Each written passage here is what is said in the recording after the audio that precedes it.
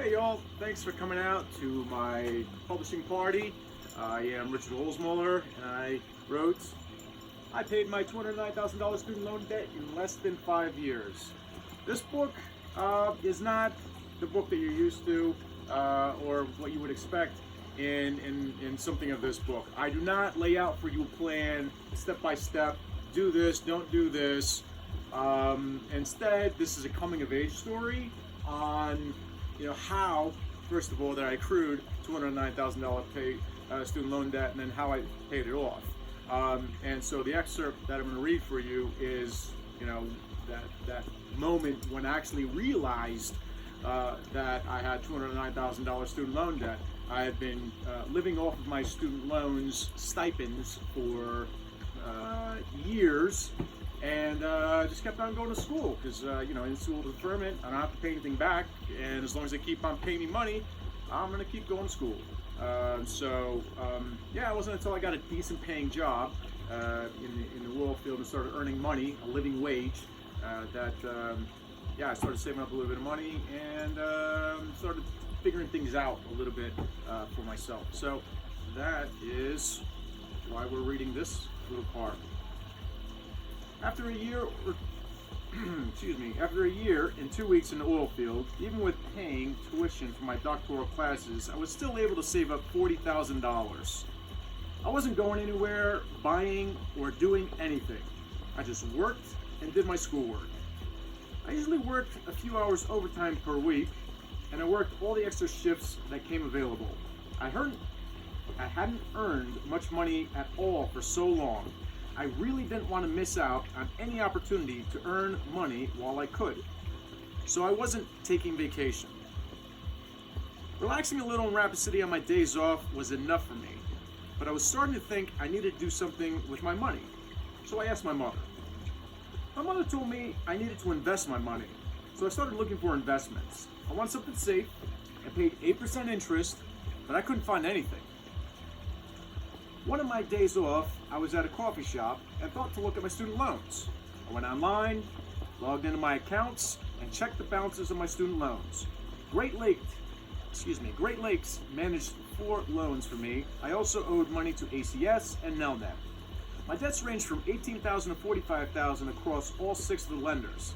The numbers weren't that big, so my debts seemed manageable, and I didn't even have to make any payments because of my in-school deferment.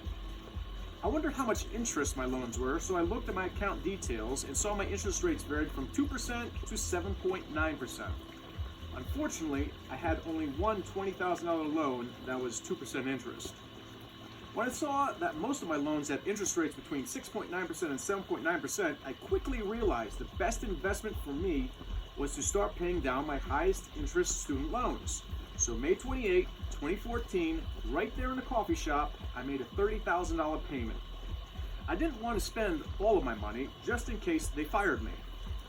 I wanted to be sure I had just enough money to start all over again someplace, pay for some hospital bill if I needed to, or hire an attorney to defend me in court for another criminal offense.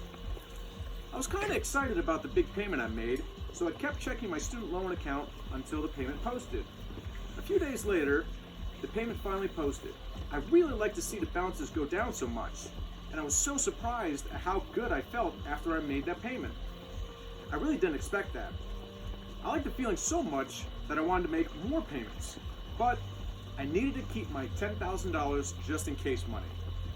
Another surprise I had when I was checking my student loan balances was that the numbers were going up daily. I didn't realize that they calculated the interest daily and added the interest in daily. After all of that, I still wasn't really sure how much I owed, so I decided to add it all up. I wanted to write down my student loan balances because it was a lot to keep track of. I didn't want to get confused, and I didn't want to make a mistake. I grabbed a pen and one of our old business notepads.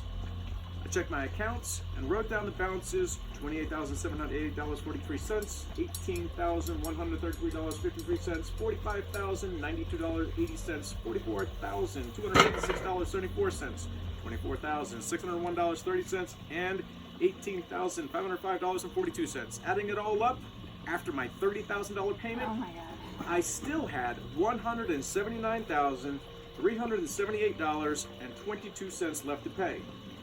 That is when I realized I originally had $209,000 student loan debt, and that the government had cut me off at $200,000. So the $9,000 part of my debt was all the interest my loan had accrued. I wanted to make more payments, but I didn't want to make the small regular payments.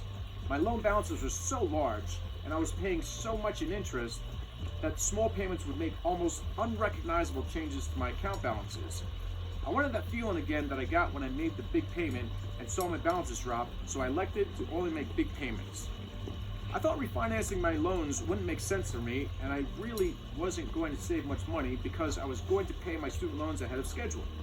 I also didn't have any economic confidence in myself. It was only a year earlier that I had less than $300 in my checking account.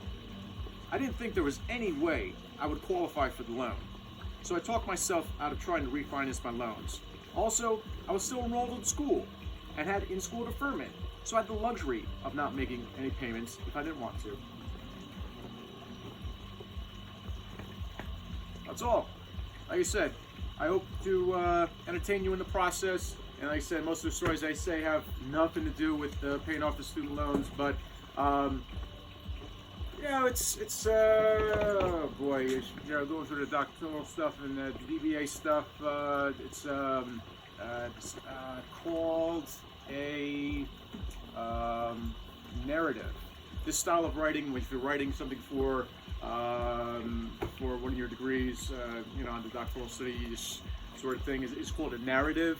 And so I mean, if you're familiar with that sort of thing, it's written in that style. And so we'll communicate also, like I said, to educate, but entertain you in the process of this descriptive narrative.